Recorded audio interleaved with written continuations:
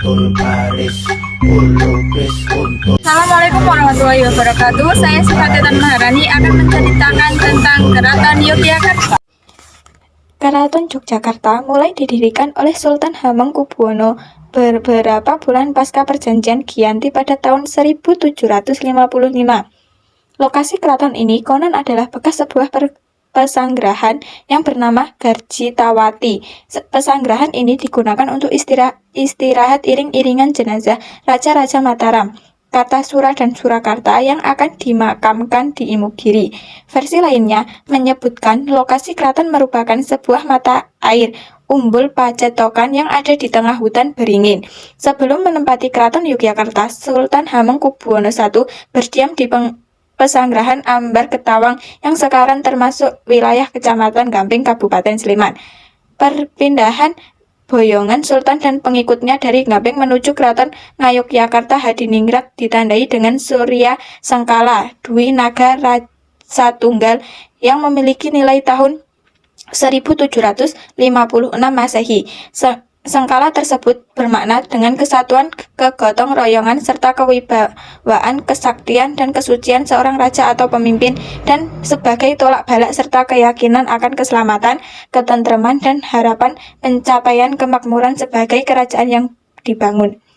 Secara fisik, Istana Para Sultan Yogyakarta memiliki 7 komplek inti, yaitu Siti Hinggil Ler, Balairung Utara, Kamandungan Ler, Kamandungan Utara, Sri Manganti, Kedaton, Kemanggangan, Kemandungan Kidul, Kemandungan Selatan, dan Siti Hinggil Kidul, Balairungan Selatan. Selain itu, Keraton Yogyakarta memiliki berbagai warisan budaya, baik yang berbentuk upacara maupun benda-benda kuno dan bersejarah. Di sisi lain, Keraton Yogyakarta juga merupakan suatu lembaga adat lengkap dengan pemangku adatnya. Oleh karena itu, tidaklah mengerangkan jika nilai-nilai filosofi begitu pula mitologi menyelubungi Keraton Yogyakarta. Dan untuk itulah pada tahun 1995, Komplek Keraton Ngayogyakarta Hadiningrat dicalonkan untuk menjadi salah satu warisan dunia.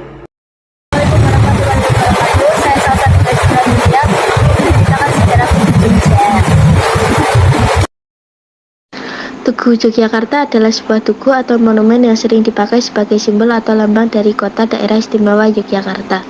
Tugu yang terletak di perempatan Jalan Jenderal Sudirman dan Jalan Marga Utama ini mempunyai nilai simbolis yang merupakan garis yang bersifat magis yang menghubungkan Pantai Parangtritis dan Panggung Krapyak di Kabupaten Bantul, Keraton Yogyakarta di Kota Yogyakarta, dan Gunung Merapi di Kabupaten Sleman. Tugu ini sekarang merupakan salah satu objek pariwisata Yogyakarta dan sering dikenal dengan istilah Tugu Pal Putih. Pal juga berarti tugu. Karena warna cat yang digunakan sejak dulu adalah warna putih, tugu pal ini berbentuk bulat panjang dengan bola kecil dan ujung yang runcing di bagian atasnya. Assalamualaikum warahmatullahi wabarakatuh. Saya Retnawati. Sono Budoyo didirikan pada tahun 1934 dan diresmikan pada tanggal 6 November 1935 oleh Sri Sultan Hamengkubuwono VIII dengan ditandai sengkala A kayu Imna yang ing Brahmas Buddha. Pada masa pendudukan Jepang, Museum Sono Budoyo dikelola oleh Bupati Paniradiopati Wijaya Projo atau kantor sosial bagian pengajaran. Di zaman kemerdekaan dikelola oleh Bupati Uttaradiyapati Budaya Prawita, yaitu jajaran pemerintah daerah istimewa Yogyakarta. Selanjutnya, mulai akhir 1974, Museum Sono Budoyo diserahkan ke pemerintah pusat. Bangunan ini berbentuk joglo dan menghadap ke selatan, terdiri dari ruang pamer yang berada di lantai 1 dan bangunan berlantai 2 yang ada di sebelah barat digunakan untuk ruang perkantoran. Terletak di barat laut dari alun-alun utara, Museum Sono Budoyo Unit 1 menggunakan tanah bekas sekaten hadiah dari Sri Sultan Hamengkubuwono VIII yang diberikan kepada Java Institute. Berbagai koleksi arca, benda-benda etnografi, dan artefak arkeologi dikumpulkan oleh museum ini. Museum ini didirikan pada tahun 1934 oleh Java Institute, sebuah yayasan kebudayaan Jawa, Bali, Lombok, dan Madura pada masa kolonial yang beranggotakan orang asing dan pribumi. Panitia perencanaan pendirian museum ini beranggotakan Insinyur Thomas Carsen PWH, Sisten, dan Cooperbeck. Pembangunan gedung museum ini ditandai dengan Candra Sengkala Memet yang berbunyi Buta Ngarsa Hestining Lata, yaitu tahun 1865. Dalam kalender Jawa yaitu tahun 1934 Masehi, setelah kemerdekaan Museum Sono Budoyo dihibahkan ke pemiliknya menjadi milik pemerintah daerah DIY. Gedung Museum Sono Budoyo dibangun dengan langgam tradisional Jawa yang menunjukkan proses percampuran budaya yang sudah dialami oleh sang arsitek, Thomas Carsen, yang juga merupakan salah seorang Java Institute. Carsen membangun pendopo beratap Jogol Mangkurat pada bagian depan museum yang kini digunakan ruang penyambutan tamu dan tempat meletakkan gamelan. Perpaduan gaya arsitektur tradisional dengan rekonstruksi Eropa, ia juga menyiapkan ruang-ruang bangunan yang dipergunakan sebagai tempat penyimpanan dan ruang pamer koleksi dengan sangat cermat. Museum Sono Budoyo kini dikelola oleh pemerintah DIY di bawah langsung Dinas Kebudayaan Yogyakarta. Hingga kini museum ini masih menyiapkan koleksi yang dihibahkan Java Institute dan tersimpan dengan baik. Museum Sono Budoyo hingga kini telah mengalami beberapa pergantian pada beberapa komponen, yaitu pintu, ventilasi, plafon, dan atap. Kolom-kolom bangunan masih tetap menggunakan komponen asli dan ada pula penambahan pada komponen jendela. Saya menceritakan tentang sejarah Jalan Malioboro. Malioboro merupakan nama salah satu jalan di pusat kota Yogyakarta. Jalan Malioboro itu sendiri merupakan salah satu jalan dari 3 jalan di kota Yogyakarta yang membentang dari Tugu Yogyakarta hingga ke perempatan kantor pos Yogyakarta. Secara keseluruhan terdiri dari Jalan Pangeran Mangkubumi, Jalan Malioboro, dan Jalan Jenderyani.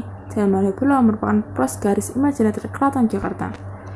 Asal nama Malioboro sendiri berasal dari bahasa Sanskerta Malhabara yang berarti karangan bunga. Ada pula beberapa ahli yang berpendapat asal kata nama Malioboro berasal dari nama seorang kolonel Inggris yang bernama Marlborough yang pernah tinggal di Yogyakarta pada tahun 1811 hingga 1816 Masehi.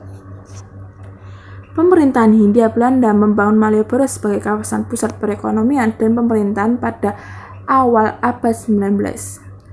Malioboro mulai populer pada era kolonial 1790 hingga 1945. Ketika itu, pemerintahan Belanda membangun benteng Vandenberg pada tahun 1790 di ujung selatan Malioboro. Belanda juga membangun Goat Club atau Stone Drive Rengen di Yogyakarta pada tahun 1822. Perkembangan Malioboro semakin pesat, ditambah dengan adanya perdagangan antara pemerintah Belanda dengan pedagang Tionghoa. Hingga tahun 1887, Jalan Malioboro dibagi 2 setelan Stadion Tugu Jakarta dibangun. Malioboro juga memiliki peran penting dalam perjuangan kemerdekaan Republik Indonesia. Di jalan ini pernah terjadi pertemuan hebat antara pejuang tanah air dengan pasukan kolonial Belanda yang dikenal dengan peristiwa serangan umum 1 Maret 1949. Pasukan Merah Putih berhasil menaklukkan kekuatan Belanda dan menduduki Jakarta setelah 6 jam bertempur. Hingga saat ini, Malioboro terus berkembang dan tetap mempertahankan konsep aslinya dulu. Malioboro jadi pusat kehidupan masyarakat Yogyakarta. Tempat-tempat strategis seperti kantor Gubernur DIY, gedung DPRD DIY, Pasar Duduk Beringharjo, Teras Malioboro, hingga Istana Presiden Gedung Agung juga berada di kawasan ini. Pemerintahan Daerah Istimewa Yogyakarta terus melakukan perbaikan untuk menata Malioboro menjadi kawasan yang nyaman untuk disinggahi. Pada tahun 2016 ini, pemerintahan telah berhasil membersihkan parkir kendaraan dari Malioboro dan tengah menata kawasan ini di sisi timur untuk pelestarian. Warung-warung lesehan hingga saat ini masih dipertahankan untuk mempertahankan ciri khas Malioboro. Kemudian pada tahun 2022, seluruh PKL di Jalan Malioboro dipindah ke kawasan Teras Malioboro sehingga jalan ini menjadi lebih rapi dan nyaman untuk dilewati. Terima kasih.